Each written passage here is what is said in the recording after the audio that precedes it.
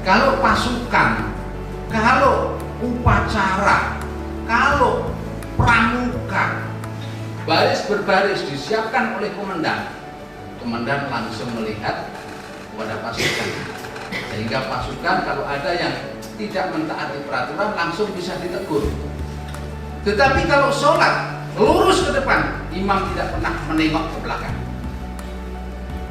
Hanya ucapan sawu sufufakum, makmum semuanya melaksanakan perintah, menjawab dengan jelas ataupun dengan batin, sami'na wa ata'na. Bahkan makmum yang terlambat saja menurut pengamatan Megerhat itu menyempurnakan sholatnya ataupun dia melaksanakan apa yang dilakukan oleh imam. Padahal umpama dia makmum yang sempurna, dia tidak mengikuti perintah imam tadi. Dia datang terlambat, tetapi begitu melihat imam sedang rukuk, dia rukuk. Ketika datang imam sedang duduk, dia langsung duduk dengan didahului oleh takbiratul ihram. Itulah ketaatan umat Muhammad. Coba bisa dibayangkan usia Rasulullah SAW 63, memproklamirkan dijadikan Rasul usia 40 tahun, praktis hanya 23 tahun beliau berdakwah. Ketika beliau usia 40 tahun atau 1 tahun kerasulan, baru beliau berani mengumumkan bahwa saya adalah Rasul utusan Allah. Itu tahun 611. Pertama yang percaya berapa? Cuma 4 orang. Saya nyari-nyari 4 orang ini siapa? Kata Megerhat ada 4. Saya yang satunya belum ketemu. Yang pertama Abu Bakar As-Siddiq, sahabatnya. Yang kedua Siti Aisyah, istrinya. Yang satu ponakannya Ali bin Abi Thalib. Satunya siapa lagi? Nanti kalau Bapak Ibu menemukan. Tapi katanya Megerhat hanya 4. Apa pikiran saya itu saya capek atau siapa gitu ya? Nanti tolong kalau yang menemukan itu. Hanya 4 orang. Tetapi sekarang ini miliaran, tidak kurang dari 1,5 miliar umat manusia. Siapa yang mampu membohongi sekian banyak orang dan bertahan selama 14 abad lamanya? Ini kalau ke depan tidak akan semakin surut. Bahkan kita lihat sekarang ini berbondong-bondong di Eropa, di Amerika meninggalkan tempat ibadah mereka, kembali jadi testimoni daripada itu. Yang kedua, alasannya keberanian umatnya dalam berjihad. Kalau kita kira-kira mengartikan rahmatan lil alamin secara utuh, kira-kira ya seperti yang disampaikan oleh kita. Benar Rasulullah itu penyabar. Benar Rasulullah dalam berdakwah itu ditimpuki batu, bahkan dengan kotoran unta dan lain sebagainya. Beliau tidak marah. Tapi giliran agamanya dihina, giliran Allah dihina, maka ada seorang penyair yang mengatakan tidak ada yang mampu menahan kemarahan Rasulullah. Itu alasan Megerhat kenapa umatnya yang sampai sekarang bisa bertahan, bahkan akan lebih banyak lagi di masa-masanya. Hadirin rahimakumullah, Bapak Ibu yang kami muliakan, tentu saja kita bangga dengan ditempatkan junjungan kita. Tapi mari kita berbicara dengan keimanan kita. Ada 2 hal yang kita yakini sebagai bekal Rasulullah menjadi pemimpin yang nomor wahid itu. dan menjadi idola sepanjang masa oleh kaumnya. Yang pertama, apa yang dibawa oleh Rasulullah itu kita yakini sebagai wahyu. Baik itu ilham, wahyu ataupun naluri dari Rasulullah SAW, semuanya dipandu oleh wahyu. Yang kedua, konsistensi. Ada persamaan yang diucapkan dengan apa yang ada di dalam pikirannya. Ada kesamaan perbuatan dengan apa yang diucapkan. Konsistensi inilah yang akhirnya beliau dipercaya oleh siapapun, termasuk oleh lawan-lawannya. Bahkan sebelum menjadi Rasul saja, junjungan kita sudah mendapat gelar Al-Amin, orang yang dapat dipercaya. Itu tentunya bukan semata-mata karena Rasulullah atau Muhammad, tetapi atas bimbingan Allah Subhanahu wa Ta'ala. Maka pantas sekali kalau Rasulullah itu kita dijadikan idola sebagai umatnya. Nah, sekarang ini Bapak Ibu yang kami muliakan, generasi sekarang ini idolanya sudah bergeser.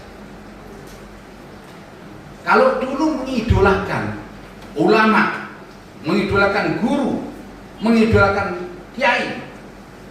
Kalau di Jawa ada Kiai Wahid Hasyim, Kiai Hasyim Asy'ari atau Kiai Muhammad Dahlan. Kalau di sini ada guru sepuh, karena apa? Karena kepribadian dan akhlaknya.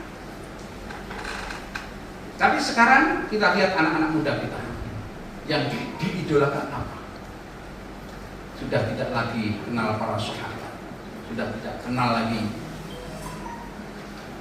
apa itu salafus saleh, tidak kenal lagi ulama-ulama yang karismatik, tapi lebih mengenal kepada pemain sinetron, pemain film, bintang olahraga. Kalau kita amati apa yang diidolakan oleh mereka, ada dua hal paling tidak. Yang pertama, karena tampilan fisiknya. Bagaimana tidak cantiknya Amanda Manopo, tidak cantiknya Desi Ratnasari. Kalau bintang olahraga, bagaimana tidak tampannya Ronaldo.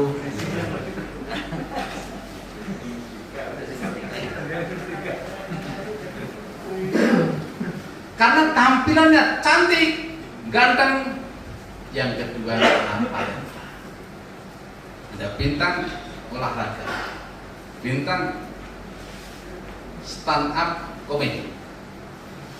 Itu menjadi idola. Tapi mereka rata-rata lupa dengan hakikat yang diidolakan sebenarnya. Mestinya yang diidolakan adalah akhlak dan kepribadian. Saya tuh sering-sering digoda oleh anak saya. Saya kalau ada bintang film kelihatannya baik, tapi begitu dia tahu kalau agama lain, simpati saya runtuh. Itu dikritik anak saya. Pak, kita harus objektif. Tidak tahu. Pokoknya kalau sudah kaitannya sudah tidak seagama, cantiknya macam apa, talentanya bagusnya macam apa, runtuh. Makanya kalau ada bintang-bintang film yang talentanya bagus, Agnes Monica, tapi saya nggak simpati. Ya, ini anak-anak kita kalau tidak kita kontrol, kita awasi, bisa mengidolakan yang jauh dari tuntunan agama. Coba bagaimana jadinya kalau orang tua sudah tidak menjadi idola anak-anak. Kalau para guru di sekolah sudah tidak menjadi idola murid-muridnya. Kalau para kiai sudah tidak menjadi idola para santrinya, maka kalang kabut dunia, akan rusak dunia. Kita lihat saja sekarang ini dunia sepertinya terbalik. Dunia terbalik. Makanya kita juga kadang-kadang dibuat lucu-lucu saja dengan situasi daring yang seperti ini. Betapa susahnya katanya wali murid membuat segitiga sama kaki. Ya susah katanya. Bagaimana tidak susah? Bikin segitiga dengan sama tangan saja susah kok. Segitiga sama kaki loh. Allah Akbar. Keadaan kita seperti ini.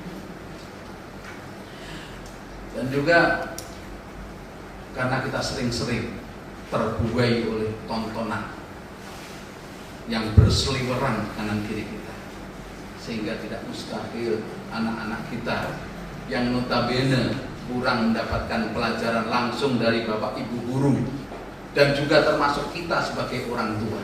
Kalau dulu budaya mendongeng sebelum tidur itu budaya, tetapi sekarang ini pengantar tidur yang paling bagus adalah HP. Kita tidak tahu apa yang dilihat oleh anak-anak kita. Bahkan kita pun bagaimana bisa menasihat anak kita kalau kita sendiri juga sudah fobia, apa namanya istilah fobia, orang yang sudah terkecanduan dengan HP. Bapak-bapak, ibu-ibu hadirin sekalian yang kami hormati, karena itu amanat besar bagi kita sekalian. Yang pertama, kita tentunya tidak boleh lepas dari mengidolakan Rasulullah sebagai wujud kecintaan kita kepada Rasulullah. Yang kedua, kalau kita ingin menjadi idola bagi anak-anak kita, kita pun juga harus meniru sikap Rasulullah SAW. Barulah kita akan menjadi idola yang baik. Jadi contoh yang baik. Sekarang ini murid-murid kadang-kadang tidak begitu hormat kepada guru. Mungkin juga ada salahnya guru, tidak melulu salahnya murid. Banyak pagar makan tanaman, banyak guru, tapi itu oknum. Kita sebagai orang tua tidak boleh menjustis secara mayoritas, secara gebiah-gebiah, secara merata, tidak, itu oknum.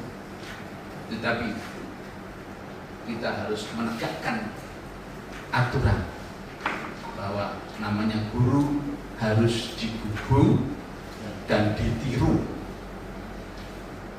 Itu kalau dulu. Kalau sekarang ada yang kalau digugu malah keliru. Wagu dan saru. Kata Pak Jojo, wagu dan saru. Artinya itu tidak pantas dicontoh.